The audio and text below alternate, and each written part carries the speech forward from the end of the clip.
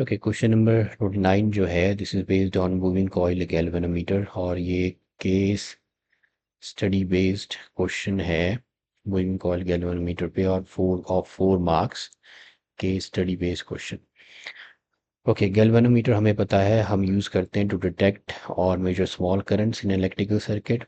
अब ये कैसे काम करता है, जब भी हम किसी करंट कैरिंग कॉइल को जब मैग्नेटिक फील्ड में रखते हैं तो उसके ऊपर डिफ्लेक्टिंग टॉर्क लगता है, और इस डिफ्लेक्शन को आप मेजर कर सकते हो, और it is related to the current flowing in the coil, number of turns, area of the coil and the magnetic field. Deflecting torque हम होता है n into I into a into b into sin theta, where theta is the angle between the plane of the coil and the magnetic field.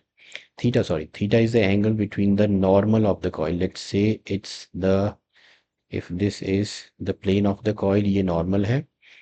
अब इसके बीच और magnetic field, ये magnetic field है, इसके बीच का एंगल है थीटा। तो normal to the plane of the coil और the area of the coil and the magnetic field के बीच का एंगल है थीटा। अब ये था डिफ्लेक्टिंग टॉर्क। अब क्या रहता है कि मूविंग कॉइल गैल्वेनोमीटर में these are the cylindrical concave shape poles of the magnet. ये मूविंग कॉइल है, ये अटैच रहती है यहाँ से एक हेयर स्प्रिंग के साथ, जो प्रोवाइड करती है रीस्टोरिंग टॉर्क, जिसे हम बोलते हैं counter torque, and it helps in measuring the deflection. तो इस तरह से ये डिफ्लेक्टिंग टॉर्क है, this becomes equal to the restoring torque which is equal to k into the deflection. k is the spring constant और the torsional constant जिसे हम बोलते हैं। अब गैल्वेनोमीटर को हम एमीटर और वोल्ट मीटर में भी कन्वर्ट करते हैं। वोल्ट मीटर के करंट में कन्वर्ट करने के लिए लार्ज रेजिस्टेंस सीरीज में कनेक्ट करते हैं, एम मीटर के लिए स्मॉल रेजिस्टेंस पैरेलल में कनेक्ट करते हैं। इससे डिजायर्ड रेंज के आप वोल्ट मीटर और एम मीटर बना सकते हो। पहला क्वेश्चन जो इसमें है, torque on the coil remains constant irrespective of the coil's orientation during rotation due to। तो इसमें जो करेक्ट ऑप्शन है वो रेडियल मैग्नेटिक फील्ड है। रेडियल मैग्नेटिक फील्ड हम कैसे बनाते हैं, by making the poles of the magnet concave. अब इससे क्या होगा कि let's say this is the plane और एरिया ऑफ द कॉइल, ये है नॉर्मल। अब रेडियल मैग्नेटिक फील्ड बनाने से जो नॉर्मल ऑफ द कॉइल है या प्लेन ऑफ द कॉइल है, ये मैग्नेटिक फील्ड के हमेशा पैरेलल रहेगा, parallel to the magnetic field. इससे नॉर्मल और मैग्नेटिक फील्ड के बीच का एंगल जो है वो 90 डिग्री है, जो कि ये है। This theta is the angle between the normal to the plane and the magnetic field, जो कि हमेशा 90 डिग्री रहेगा। तो टॉर्क जो है वो कांस्टेंट हो जाएगा, NIAB मैक्सिमम कांस्टेंट हो जाएगा। साइन ये आ गया 90, साइन 90 इज 1, ये मैक्सिमम कांस्टेंट टॉर्क आपको मिल जाएगा। तो torque on the coil remains irrespective of the coil's orientation.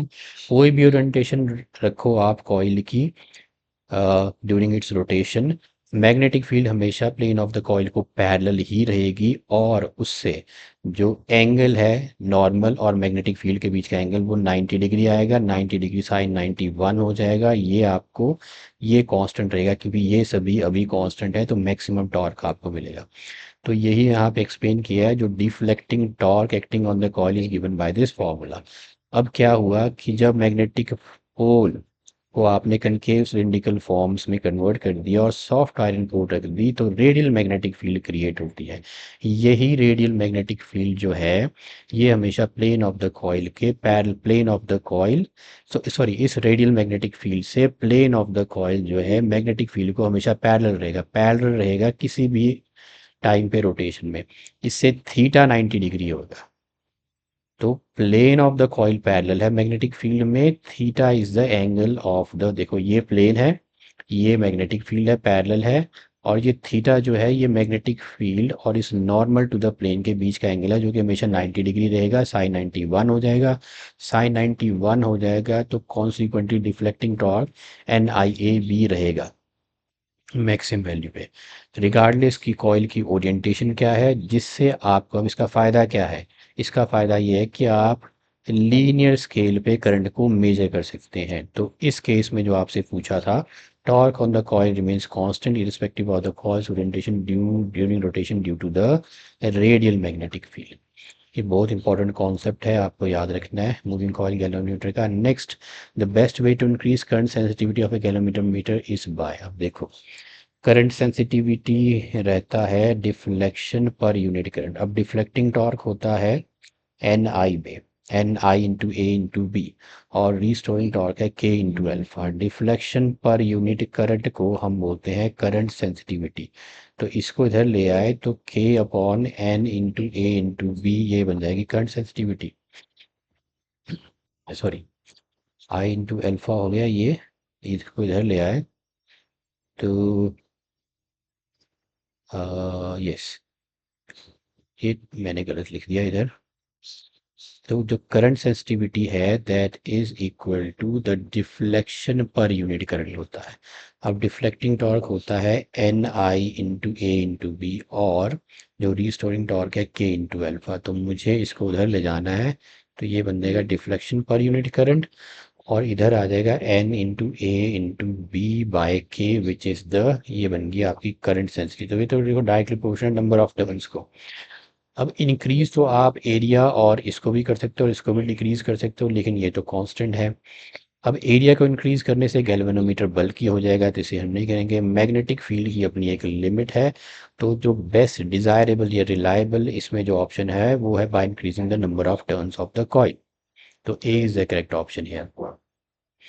Current sensitivity क्या होती है, थोड़ा सा इसको फिर पढ़ लेते हैं। Of a moving coil galvanometer is defined as the deflection produce per unit current, deflecting torque, restoring torque, K into alpha. तो मैंने यहाँ बना दिया this is equal to deflection per unit current, और यहाँ आ जाएगा N into A into B by K which is equal to current sensitivity.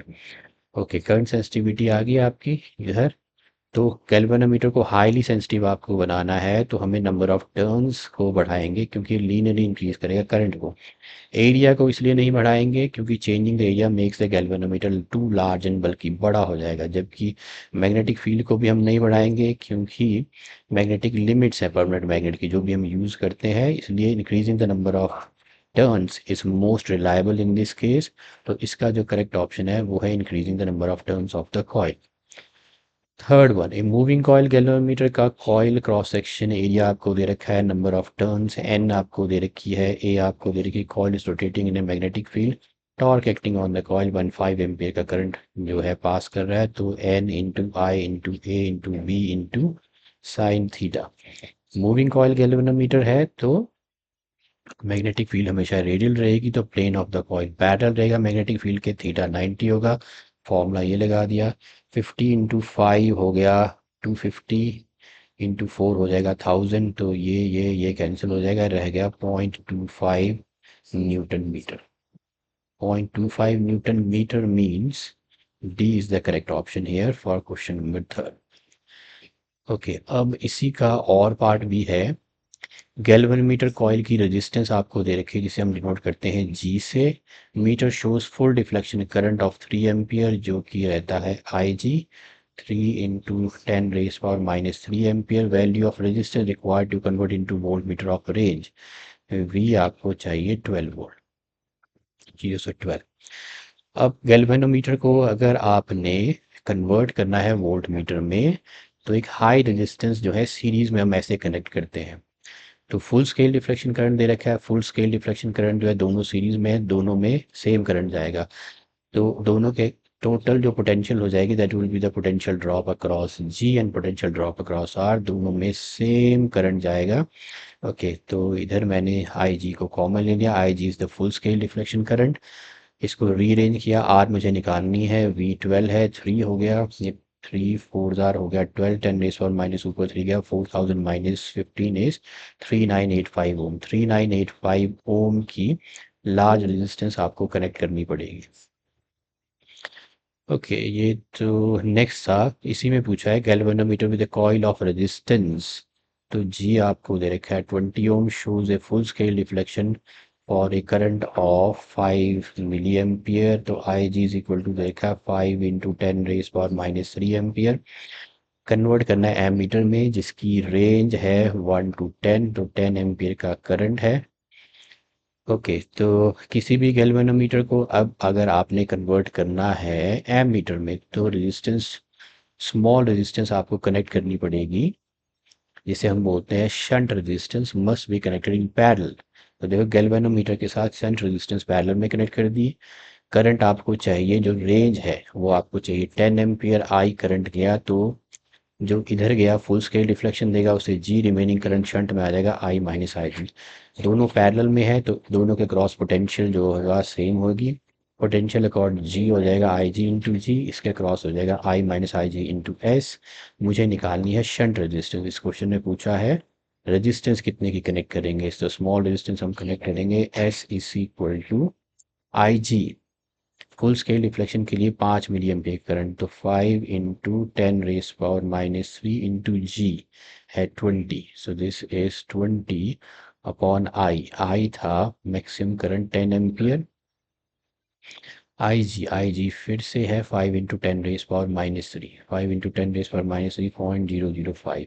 तो ये भी 0.005 है। 0.005 इंटू 20, ये बहुत स्मॉल है एज कम्पेयर टू दिस, इसको 10 ही रख लेते हैं, ऊपर आ जाएगा 100, 25,100 और ये आ गया आपका 0.1 ले लेते हैं और नीचे है 10, तो ये अप्रॉक्सीमेटली आ जाएगा 0.01 ओम। तो 0.01 ओम की रेजिस्टेंस जो है should be connected in parallel to make it an ammeter of the range 0 to 10 ampere. So this was ये फोर्स पार्ट था। ओके हो गया। तो ये था case study based question from section D, question number 29 of 4 marks. Thank you for watching.